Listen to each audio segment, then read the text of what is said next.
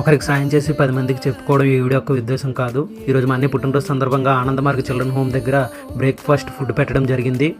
మీలో ఎవరికైనా ఈ విధంగా ఫుడ్ పెట్టాలని ఇంట్రెస్ట్ ఉంటే వాళ్ళని కాంటాక్ట్ చేస్తే వాళ్ళు చెప్పిన అమౌంట్ మెనూని బట్టి వాళ్ళే అమౌంట్ డిసైడ్ చేస్తారు.